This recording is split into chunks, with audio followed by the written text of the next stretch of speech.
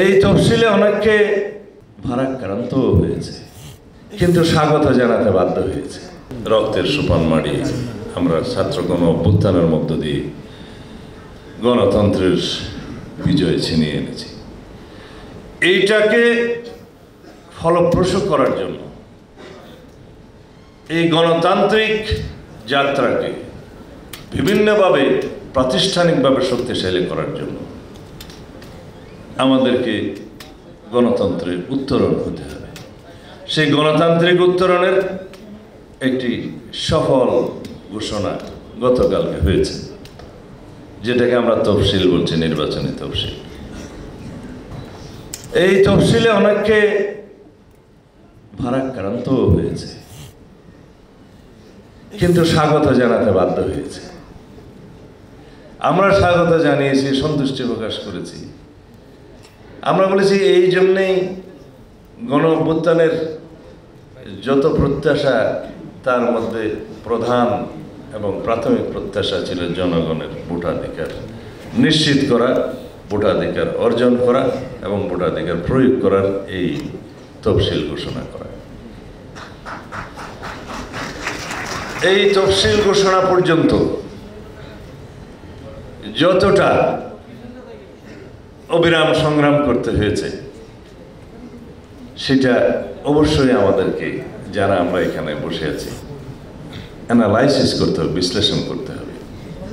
আমরা গণতান্ত্রিক চর্চার মধ্যে গিয়েছি, আলাপ আলোচনার মধ্য দিয়ে গিয়েছি, সহিষ্ণুতার মধ্য দিয়ে গিয়েছি এবং আমরা বিজয় অর্জন করেছি। কেউ কেউ বলেছে নো পিআর, নো ইলেকশন। কেউ কেউ বলেছে আগে স্থানীয় সরকার ইলেকশন, না হলে নো ইলেকশন। আর কেউ কেউ বলেছে একই দিনে গণভোট আর হলে আমরা মানি না। কেউ কেউ বলেছে 2029 সালের দিকে নির্বাচনের জন্য অপেক্ষা করেন। বলেছে কিনা? এরা সবাই, আমি কারো নাম নিতে চাই না, গণতন্ত্রের বিপক্ষের শিবির। তারা নিজেদের মতো করে গণতন্ত্র চায়। তাদের গণতন্ত্রের সংজ্ঞা আলাদা। আমাদের গণতন্ত্রের সংজ্ঞা, বিএনপির গণতন্ত্রের সংজ্ঞা হচ্ছে গণমানুষের গণতান্ত্রিক সংজ্ঞা।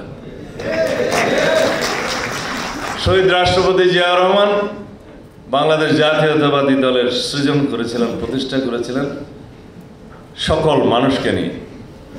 বাংলাদেশে জাতীয়তাবাদের পরিচয়ে এদেশের সকল শ্রেণী, পেশা, ধর্ম, বর্ণ, সংস্কৃতি, ভাষা সব মানুষের সমন্বয়ে, এটা একটা সমন্বয়ের রাজনীতির পাঠশালা।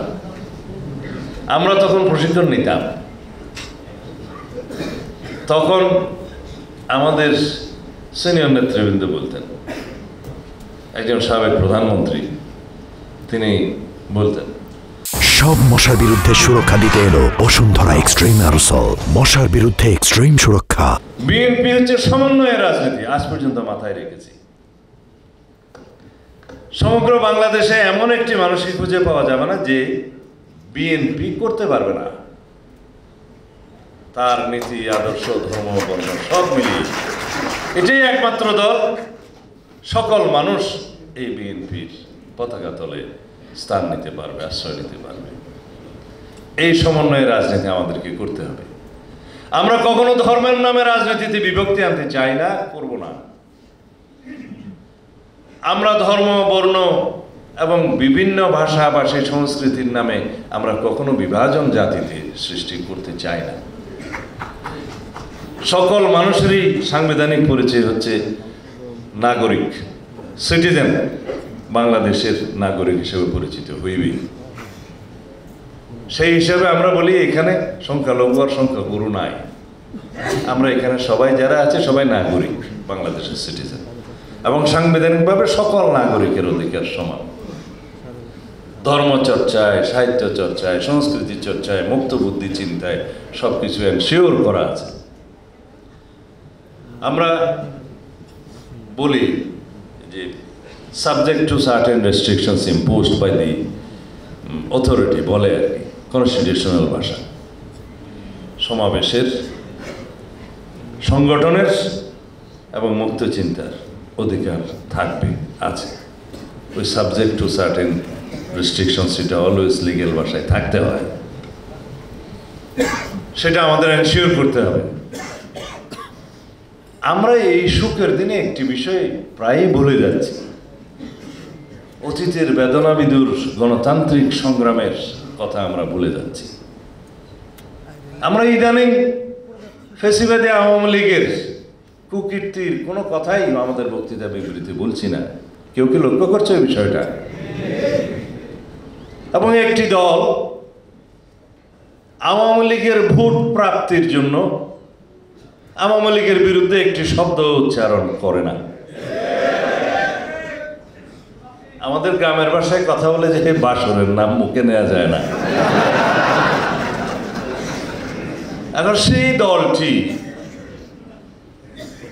আওয়ামী লীগের ভোট টানার জন্য তাদের যে ভূমিকা সেটা জনগণের সামনে উন্মোচন করেছে। কিন্তু আমরা এই দেশের রক্তস্নাত ইতিহাসের কথা কখনো যেন ভুলে না যাই। আওয়ামী লীগের দুর্নীতি,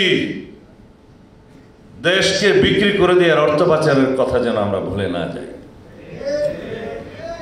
এদেশ থেকে গণতন্ত্র বিলুপ্ত করে দেওয়ার ইতিহাসকে যেন আমরা ভুলে না যাই। যারা নিজের দেশের নাগরিককে হেলিকপ্টার থেকে গুলি করে হত্যা করেছে, নারী পুরুষ শিশু নির্বিশেষে শত সহস্র হত্যা করেছে, গণহত্যা চালিয়েছে, এই ইতিহাস যেন আমরা ভুলে না যাই। যারা গাড়ির চাকায় পিষ্ট করে আমার ছাত্র বন্ধুদের, আমাদের অভ্যুত্থানকারী বাংলাদেশের গণমানুষকে পিষ্ট করেছে, সেই কথা যেন আমরা কখনো ভুলে না যাই। আমরা যদি গণতান্ত্রিক সংগ্রামের কথা ভুলে যাই, আওয়ামী লীগের গুম খুন অত্যাচার নির্যাতন নিপীড়ন মামলা হামলার কথা বলে যাই, তাহলে গণতন্ত্র আহত হবে।